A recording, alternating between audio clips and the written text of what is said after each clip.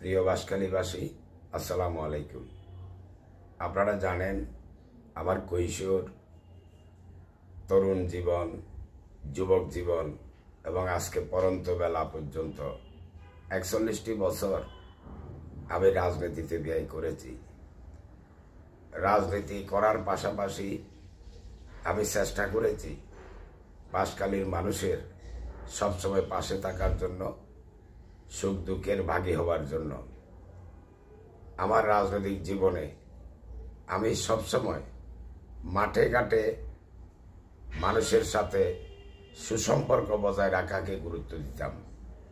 কর্মীদের দুরবস্থার সাথে নিজেকে সম্পৃক্ত রাখতাম। আমি কখনো সিনিয়র নেতৃবৃন্দের ড্রয়িং রুমে হাজিরা দিতাম না, যে কারণে বাংলাদেশের ড্রয়িং রুম পলিটিক্সে আমি বারবার পরাজিত হয়েছি। তবে আমার একটি আশা ছিল, আমার প্রিয় বাঁশখালীবাসী আমাকে কখনো আশাহত করবে না।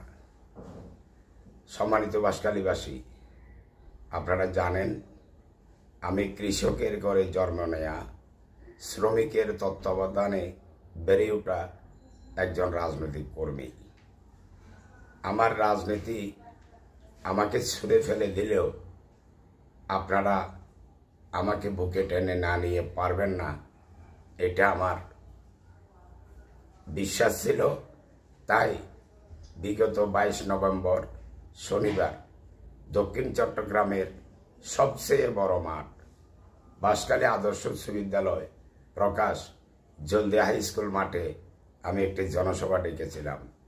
সেই জনসভায় মধ্যবিত্ত, নিম্ন মধ্যবিত্ত, নিম্নবিত্ত, হতদরিদ্র লক্ষ মানুষের উপস্থিতি আমাকে প্রেরণা জুগিয়েছে, আমাকে পুনরায় আশান্বিত করেছে। প্রিয় বাঁশখালীবাসী, আপনারা সেদিন আমাকে নির্বাচন করার জন্য পরামর্শ দিয়েছেন। আমি আপনাদের পরামর্শকে আমার জন্য আদেশ মনে করে আমি সেদিন নির্বাচন করার ইঙ্গিত দিয়েছিলাম। তারই ধারাবাহিকতায় আজকে পরিষ্কারভাবে আমি আপনাদেরকে বিনয়ের সাথে ঘোষণা করতে চাই, ইনশাল্লাহ আগামী জাতীয় নির্বাচনে আমি অংশগ্রহণ করব।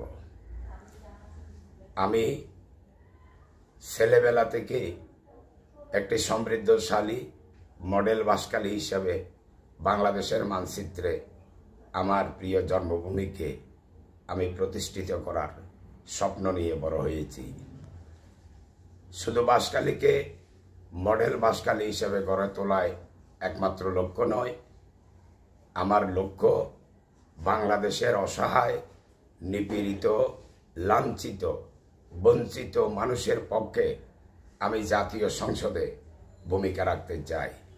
চট্টগ্রামের প্রতি সবসময় বিমাতা সুলভ আচরণ করা হয়।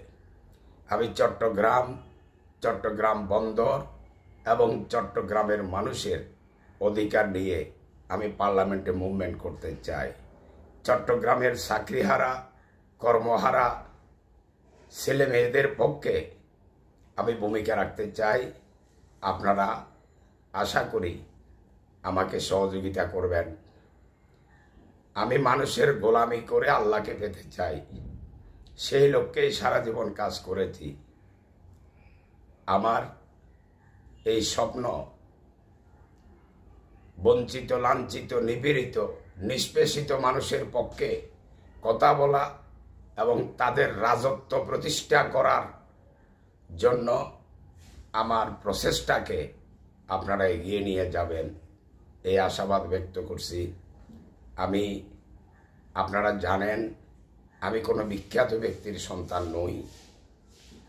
আমি একজন মাঝারি ধরনের কৃষকের সন্তান। কৃষকের দুঃখ, শ্রমিকের দুঃখ, শ্রমজীবী কর্মজীবী মানুষের দুঃখ আমার চেয়ে বেশি কেউ বোঝার কথা নয়। তাই আমি আপনাদের সহযোগিতা চাই, আমি আপনাদের সমর্থন চাই। আসসালামু আলাইকুম ওয়া রাহমাতুল্লাহি ওয়া বারাকাতুহু।